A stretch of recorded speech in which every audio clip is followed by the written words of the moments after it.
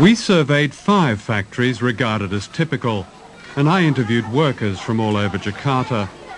You work a 24-hour shift with just a couple of breaks, and then 2 hours later you start another shift. So in effect you work a 36-hour shift. Saya kerja long shift tuh dari jam 7.30 sampai pagi lagi 7.30, pas terakhirnya sore jam 18.30. Are you given any choice? Nggak bisa. What would happen if you refused to do this 24-hour shift? Ya mungkin ada hukuman, tapi belum pernah menolak sih. Jadi takut aja. On these long 24-hour shifts, do you recall what labels you were packing? Kebanyakan Gap sama Olive. Do any of the people from the Gap company ever visit your factory? Sering. Do they ever ask you about or investigate the working conditions, your working conditions?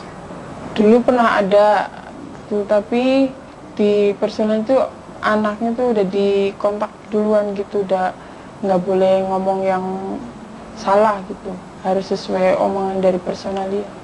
What did they tell you to say?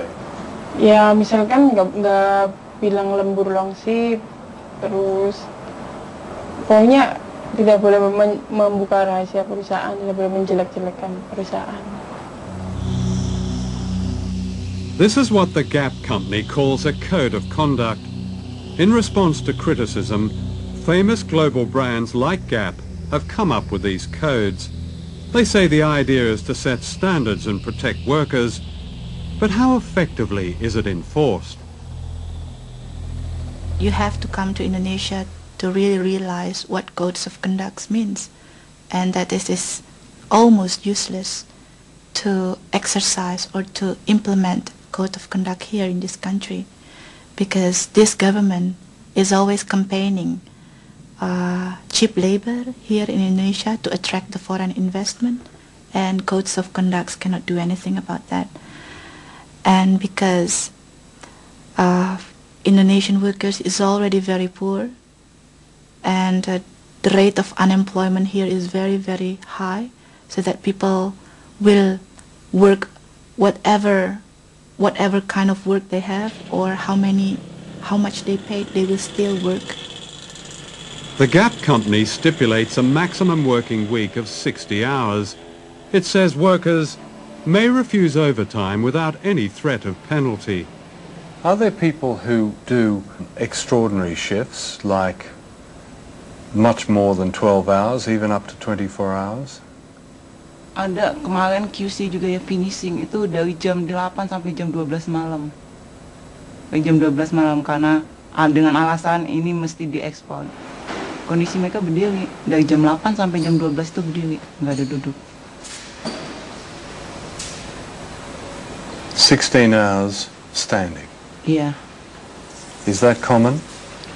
Kalau ekspor yang ini, ekspor harus selesai targetannya tanggal sekian, mesti. Is the Gap Code of Conduct displayed in the factory? Pasang sama sekali, bahkan peraturan perusahaan pun tidak ada yang dipasang di tingkatan pabrik. Nggak ada. Nggak usah kode etik. Peraturan di dalam perusahaan itu nggak pernah dilihatin dengan kami, apalagi kode etik dari suatu barang. These boxer shorts were made in one of the factories we investigated. Before we left London, we bought a pair at a Gap store in Oxford Street for £8. Out of that £8, an Indonesian worker gets less than 4 pence. It's the same for running shoes that sell here for £100. Out of that £100, a worker gets around 40 pence. That wouldn't even buy the laces. Ya kami kaget, benar-benar ya. Oh ternyata kami dalam satu celana ini kami bisa menguntungkan pengusaha begitu banyak, apalagi ribuan celana. Sehari minimal kami harus menghasilkan 3.000 celana. Itu minimal. Last year, the chief executive of Gap earn more than $5.5 million, the profits of Gap were $1.38 billion, and this is typical of many companies. In order to protect the workers in this film, we have not named the factories we investigated. In Indonesia, as in other countries which have sweatshop economies, workers who speak out face the danger of victimization from contractors and violence from anti-trade union forces.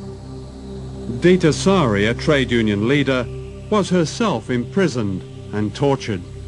Codes of conduct must be monitored by trade unions. How could you monitor codes of conduct if trade unions is still weak, if the police is surrounding their activists, and if they're facing repression whenever they operate? We asked the Gap company for an interview, but they declined, saying it was unfair not to identify the factories as they couldn't verify our evidence. We sent them a list of questions and they supplied this statement. Gap says it employs one of the most comprehensive factory monitoring programs in their industry. For some manufacturers, our standards are too tough and we refuse to do business with them. We prefer to work with them to fix the problem. We can't force them to comply.